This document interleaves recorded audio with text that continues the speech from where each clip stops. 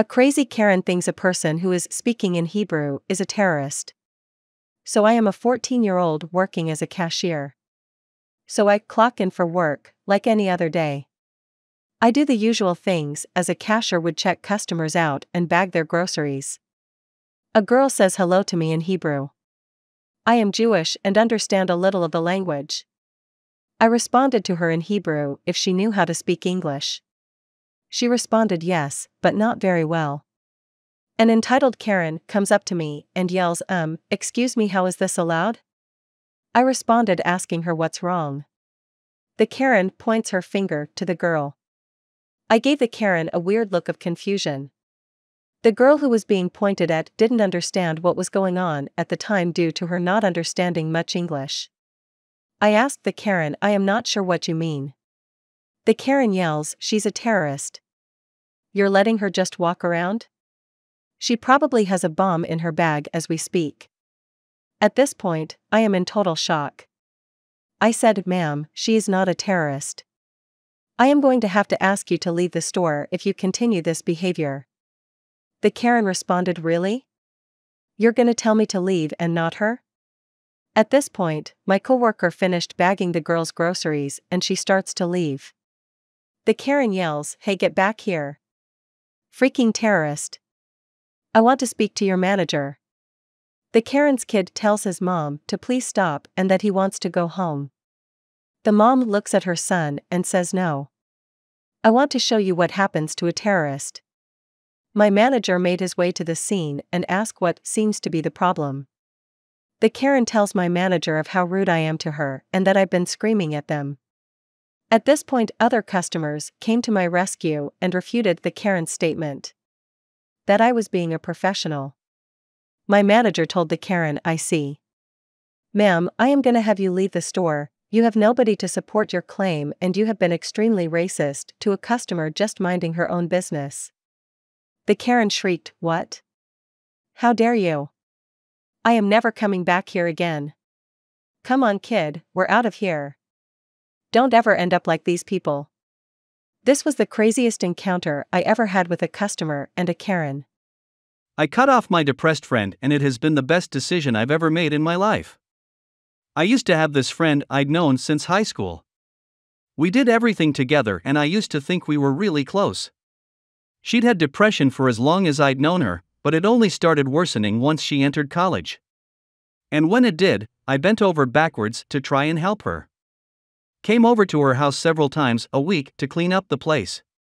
Did her grocery shopping and cooked for her when she couldn't find the energy to do it herself. Went to the classes she skipped and took notes for her so she wouldn't fall behind. Helped her study for all of her finals. Offered a listening ear whenever she needed it. Fuck, I even offered to pay some of her college tuition at one point. Where I live, college isn't obnoxiously expensive, but still. And despite all this, I never heard even a single thank you. I was always the only one initiating conversations, always the one making plans, always the only one putting any sort of effort whatsoever into our friendship. And at first I didn't think much of it, since I figured those things were hard for someone dealing with depression. But then I got sick, and had to have an unexpected surgery that took me a few good months to fully recover from.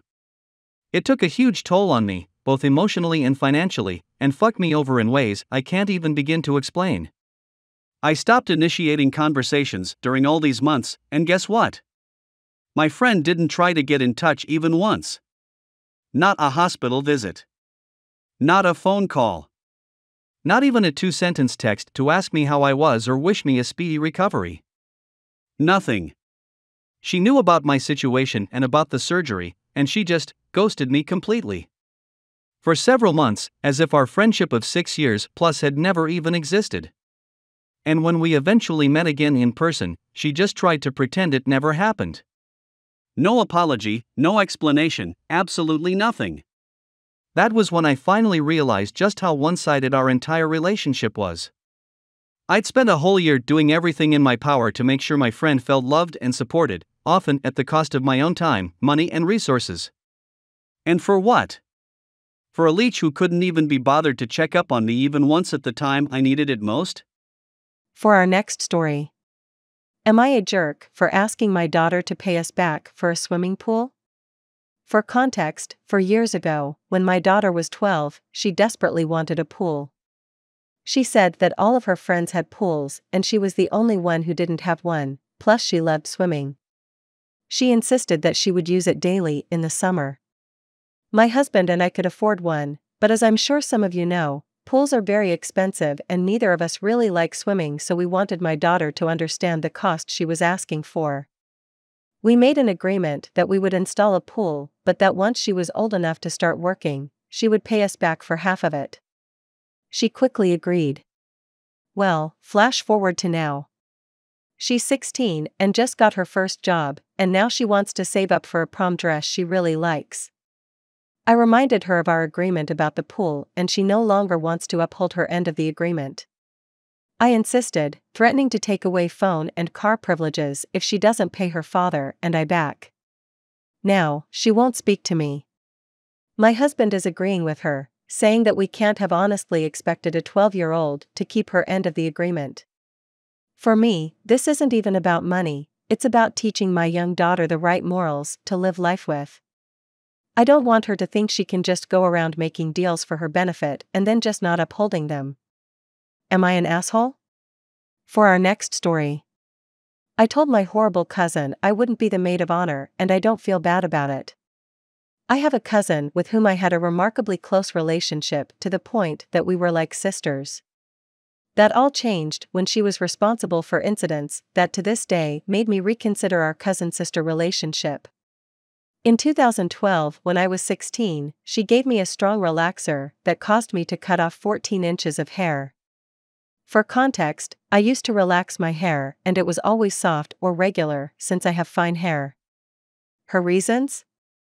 Because she started dating my ex and he would not stop talking about my hair or my natural beauty. She stole friends, and possible boyfriends, turned family members against me, would rub in my face that she was my grandmother's favorite, made fun of me for going back to my curly hair, mocked me for losing my older brother, slept with my ex while on the process of moving together. She made a post on Facebook mocking me for giving birth to my dead baby while 7 months pregnant. She even left threatening notes and a fucking voodoo doll on my car. I can keep going, but I do not want to make this any longer by explaining how fucked up she is. I tried to get a restraining order on her, but the police thought I did not have enough evidence. I had texts of her admitting to doing it, but it was not enough, or as one police told me, it could be faked. So, I blocked her from all my social media and blocked her number, and the only times I would only see her were at family gatherings, but I would avoid her since I did not want her situation in my life or avoid her not to have my mental health triggered by her. So, in June she got engaged to my ex-boyfriend and I found out from family members. For context, I found them together, and instead of screaming and crying, I laughed and told them to enjoy my sloppy seconds. So, my aunt was celebrating her anniversary with a barbecue, meaning I would see her. I went and I was having an enjoyable time, but when at the table one of my aunts asked her how the wedding planning was going, and she could not help but brag that it was good, and now she had an announcement, and she looked at me with a devil smile. She asked me in front of anyone if I wanted to be her maid of honor, since thanks to me, they both met. I was cold and told her no. She whined about why not, and all I gave her was a look, and she said that it's time for me to put effort into fixing our sister-cousin relationship. I laughed and told her that by the time she is having her wedding I would be in college finals, and after that a month-long trip for my anniversary, and it was better than seeing two clowns getting married. Plus I told her the reasons I said no, plus the little spoiled girl wants a Christmas wedding. She started crying and yelled that if I do not do this, that I am not invited to the wedding. I looked at her and said coldly fine by me, and walked away, leaving her with a surprised Pikachu face. I have not spoken to her since that day, but all my family members support me since they all saw how much of a horrible person she is.